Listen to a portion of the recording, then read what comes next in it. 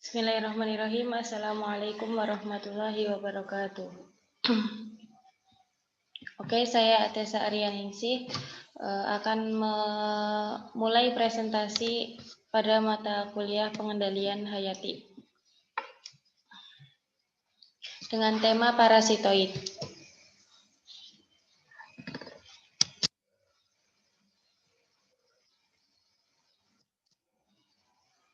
PHT atau pengendalian hama terpadu merupakan suatu cara pendekatan atau cara berpikir tentang pengendalian OPT yang didasarkan pada dasar pertimbangan ekologi dan efisiensi ekonomi dalam rangka pengelolaan agroekosistem yang berwawasan lingkungan yang berkelanjutan. Konsep PHT muncul dan berkembang sebagai koreksi terhadap kebijakan pengendalian hama secara konvensional yang sangat utama dalam menggunakan pestisida. Kebijakan ini mengakibatkan penggunaan pestisida oleh petani yang tidak tepat dan berlebihan.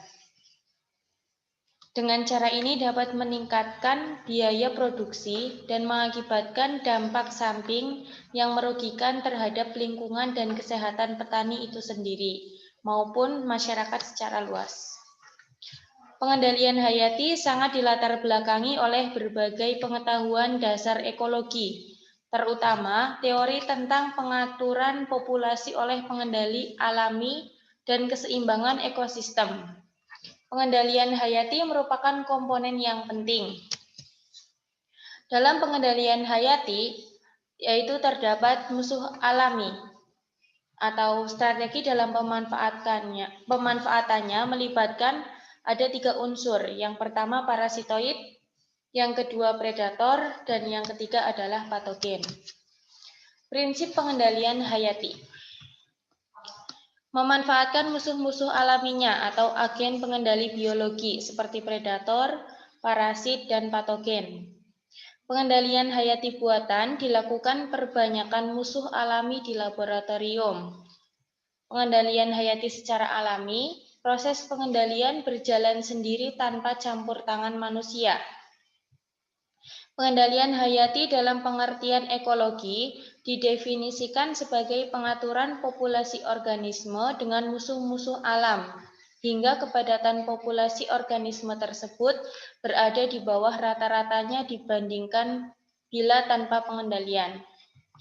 Musuh alami sebagai bagian dari agroekosistem memiliki peranan menentukan dalam pengaturan dan pengendalian populasi hama.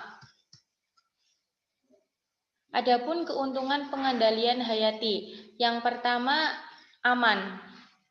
Aman dalam hal ini yaitu pengendalian hayati tidak menimbulkan pencemaran lingkungan dan keracunan terhadap manusia dan ternak.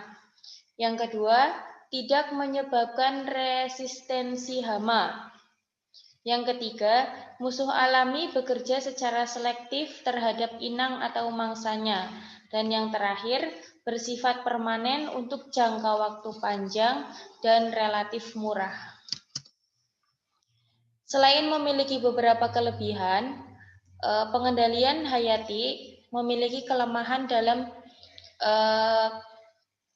pelaksanaannya. Yang pertama, hasil sulit diramalkan dalam waktu yang singkat. Dalam artian pengendalian hama terpadu atau pengendalian hayati memerlukan waktu panjang dalam pelaksanaannya. Yang kedua, diperlukan biaya cukup besar pada tahap awal, baik untuk penelitian maupun pengadaan sarana dan prasarana. Yang ketiga, pada saat pembiakan di laboratorium terkadang menghadapi kendala, karena musuh alami menghendaki kondisi lingkungan yang khusus. Yang keempat, kelemahan yang keempat, teknik aplikasi di lapangan belum banyak dikuasai. Musuh alami, sebagian besar dari sebagai bagian dari komunitas, setiap komunitas serangga termasuk serangga hama dapat diserang atau menyerang organisme lain. Bagi serangga yang diserang organisme Bagi serangga yang diserang organisme penyerang disebut musuh alami. Jadi yang disebut dengan musuh alami yaitu serangga yang diserang oleh organisme penyerang. Pengelompokan musuh alami. Musuh alami terdiri dari 3 kelompok. Yang pertama ada parasitoid, yang kedua ada predator, dan yang terakhir ada patogen. Dalam hal ini saya akan membahas tentang parasitoid. Parasitoid merupakan serangga yang memarasit serangga atau binatang lainnya. Parasitoid menyebabkan kematian pada inangnya secara perlahan, menyerang setiap fase hidup serangga. Di situ ada dijelaskan gambar parasitoid larva pada gambar 2.1 atau Braconidae. Pada gambar 2.2 disebutkan ada pupa parasitoid di samping inang yang sudah mati. Pada gambar 2.3 ada tawon pinggang ramping atau Ichneumonidae. Faktor yang mendukung efektivitas parasitoid dalam pengendalian hama. Faktor yang pertama adalah daya kelangsungan hidup yang baik. Yang kedua, hanya satu atau sedikit individu inang diperlukan untuk melengkapi daur hidupnya. Yang ketiga, populasi parasitoid dapat bertahan meskipun pada aras populasi inang rendah. Faktor yang terakhir, sebagian parasitoid monofag atau oligofag, sehingga memiliki kisaran inang yang sempit. Selanjutnya ada penggolongan perkembangan parasitoid. Berdasarkan posisinya, ektoparasitoid, yaitu parasitoid yang masa siklus hidupnya berada di luar tubuh inangnya atau menempel pada tubuh inang. Contohnya, Compsommatris sp, yaitu memarasit pada Exopolis sp.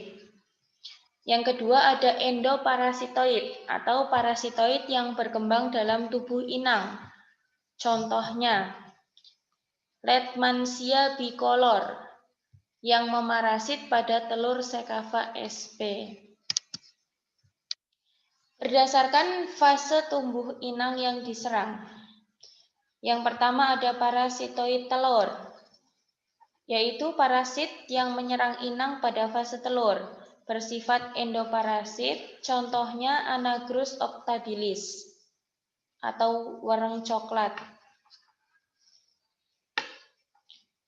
Yang kedua ada parasitoid telur hingga larva, yaitu parasitoid yang berkembang mulai dari telur sampai larva, contohnya Celonus sp, yaitu pengerek mayang kelapa.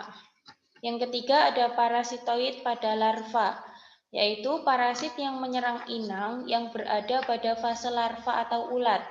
Contoh Apenteles erionotai, yaitu larva penggulung daun pisang.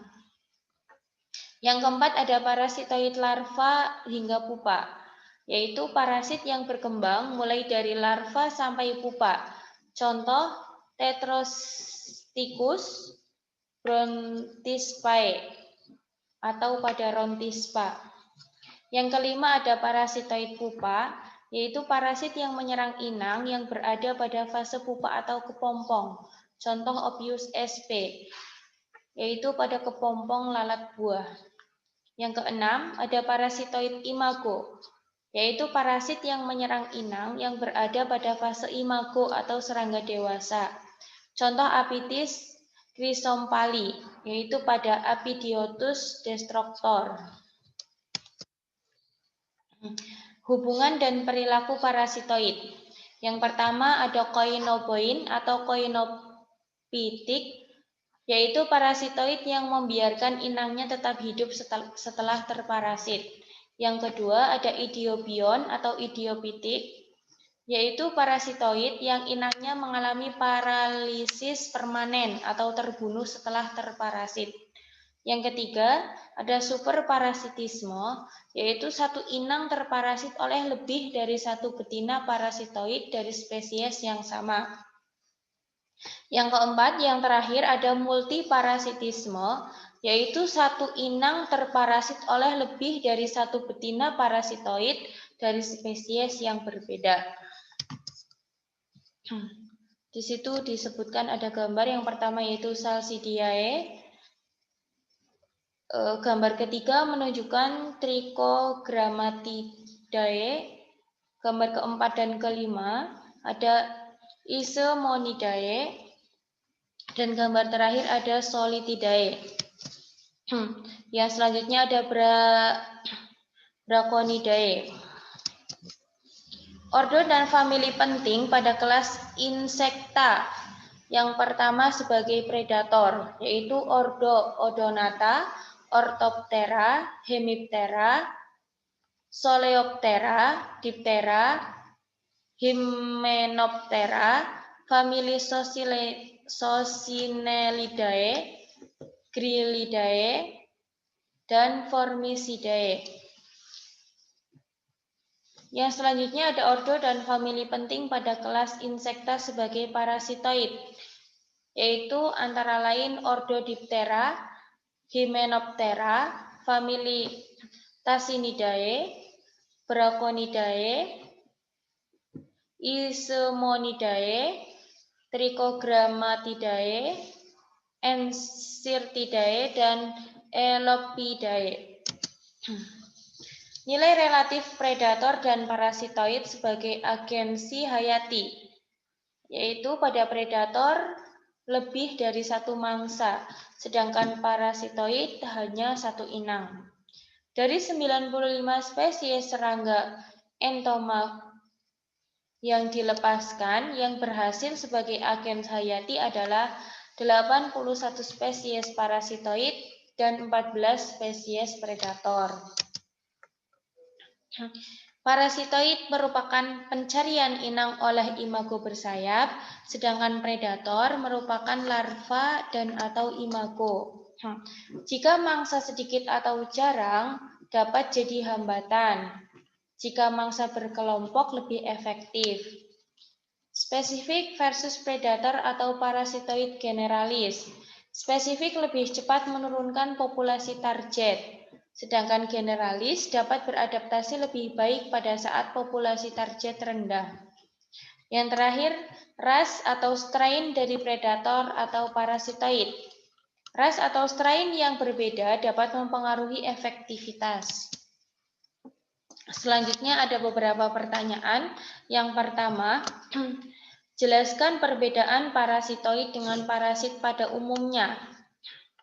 Yang kedua, pertanyaan yang kedua, jelaskan perbedaan parasitoid dengan predator. Pertanyaan yang terakhir ada berikan beberapa contoh penelitian terkait keberhasilan penggunaan parasitoid dalam pengendalian hama. Baik, saya akan mencoba menjawabnya. Untuk pertanyaan yang pertama, jelaskan perbedaan parasitoid dengan parasit pada umumnya. Seperti yang kita ketahui, parasitoid selalu menghabiskan inangnya di dalam perkembangannya, sedangkan parasit tidak.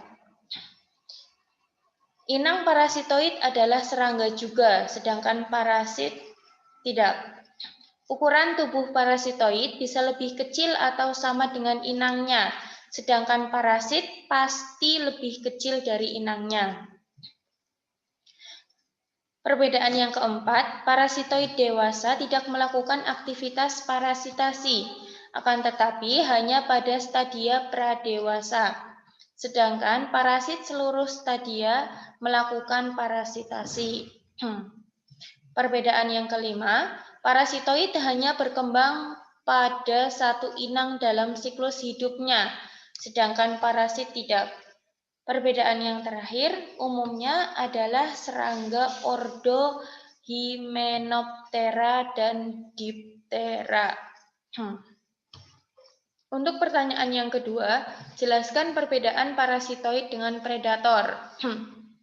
Untuk parasitoid itu sendiri merupakan organisme yang menghabiskan sebagian besar riwayat hidupnya dengan bergantung pada atas organisme inang tunggal yang akhirnya membunuh dan sering mengambil makanan.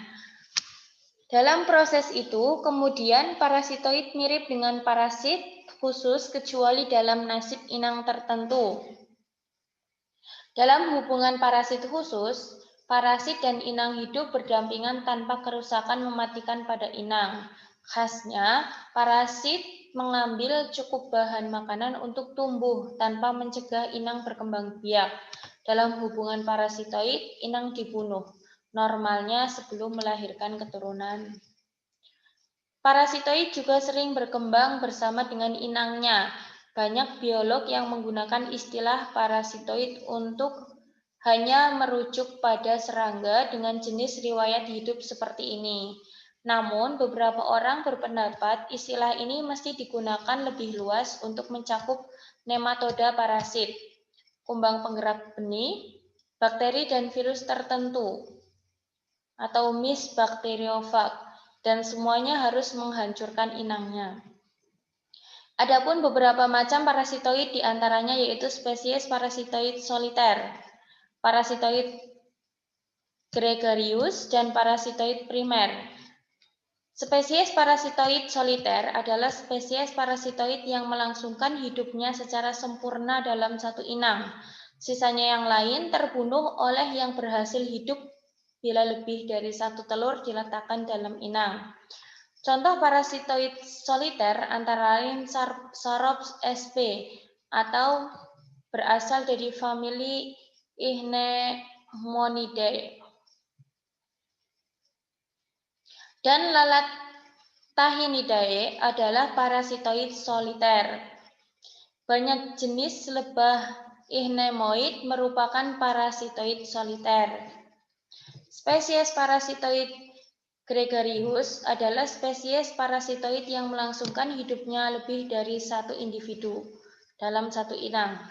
Dalam hal tertentu diperlukan lebih dari satu individu per inang, karena satu larva parasitoid saja tidak mampu membunuh inang dan menyelesaikan perkembangannya. Contoh parasitoid gregarius adalah Tetrasticus skenobi. Jumlah parasitoid yang dikeluarkan per inang dapat sangat tinggi. Beberapa Ensirtidae yang memparasitasi Lepidoptera besar dan menghasilkan lebih dari satu individu dari satu telur yang dibuahi, atau polyembrioni, yaitu dapat menghasilkan beberapa ratus parasitoid dari jenis seks yang sama dari satu telur. Dan bila beberapa telur yang diletakkan per inang, beberapa ribu parasitoid dapat dihasilkan. Itu merupakan pendapat dari Askell pada tahun 1971. Parasitoid primer, selain parasitoid soliter, ada juga parasitoid primer, yaitu parasitoid yang menyerang inang secara langsung. Mereka pada umumnya dimasukkan sebagai serangga berguna dengan satu kekecualian utama. Sedangkan predator merupakan organisme yang hidup bebas sepanjang hidupnya, membunuh mangsa biasanya lebih besar dari mangsanya, dan memerlukan lebih dari satu mangsa untuk menyelesaikan perkembangannya. Mantidae atau laba-laba dan banyak spesies ladybird beetle merupakan contoh predator. Predator juga dapat dikatakan sebagai musuh alami hama. Musuh-musuh alami banyak sekali jenisnya di alam, seperti kumbang tanah, capung, kelabang, belalang sembah, tungau, laba-laba, kalajengking, burung, dan lain-lain. Beberapa musuh alami dari hama-hama tanaman pada berbagai jenis tanaman antara lain belalang, yaitu berasal dari jenis belalang bertanduk panjang, kumbang Coccinella, kumbang mirit, kumbang karabit, laba-laba bermata jalang, laba-laba berahang empat, laba-laba harimau, dan capung merupakan predator hama wereng coklat, wereng hijau, dan wereng punggung putih pada tanaman padi. Kumbang Coccinella juga pemangsa hama putih dan penggerek batang padi. Yang kedua ada semut hitam menyerang hama Helopletis pada buah kakao. Yang ketiga ada parasit Tripoctenus, yaitu membunuh hama putih atau Thrips tabaci pada tanaman bawang merah. Yang keempat ada tawar kemit atau Apanteles artonase, merupakan pemangsa hama ulat artona yang merusak tanaman kelapa, sagu, enau, pinang, salak, kelapa sawit, dan tebu. Yang kelima ada kepik merah atau Diadianus, merupakan pemangsa hama bubuk kopi yang menyerang buah kopi di pertamanan. Yang keenam adalah Lava chrysopa dan kumbang Coccinella, memangsa kutu dan persik pada tanaman kentang. Yang ketujuh ada kumbang Coccinella, juga pemangsa kutu daun, kutu perisai, dan tungau pada tanaman singkong dan waluh siam. Yang kedelapan ada parasit Trichogama, menyerang ulat buah atau Heliotis dan pengisap daun atau apis pada tanaman kapas. Yang kesembilan atau yang terakhir ada kepik atau Rhinocoris, memangsa ular Prodenia, Heliotis, dan kutu daun pada tanaman tembakau. Serta masih banyak lagi musuh-musuh alami dari berbagai jenis hama tanaman yang tidak mungkin disebut satu persatu. Untuk pertanyaan yang terakhir, yaitu berikan beberapa contoh penelitian terkait keberhasilan penggunaan parasitoid dalam pengendalian hama. Contoh yang pertama yaitu suatu penelitian yang menyebutkan bahwa keberhasilan hidup parasitoid jenis Diadema semiclausum Helen dan serangga inangnya yaitu Plutella Xylostella L terhadap aplikasi ekstrak biji srikaya atau Annona squamosa. Penelitian yang selanjutnya menyebutkan introduksi parasitoid. Introduksi parasitoid merupakan wacana dalam pengendalian hama kutu putih pepaya atau Paracoccus marginatus di negara Indonesia. Penelitian yang terakhir mungkin ada potensi penggunaan parasitoid dalam pengendalian lalat buah Bactrocera di Pulau Lombok.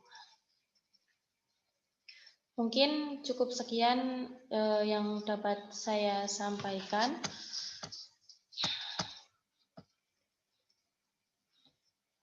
Wassalamualaikum warahmatullahi wabarakatuh.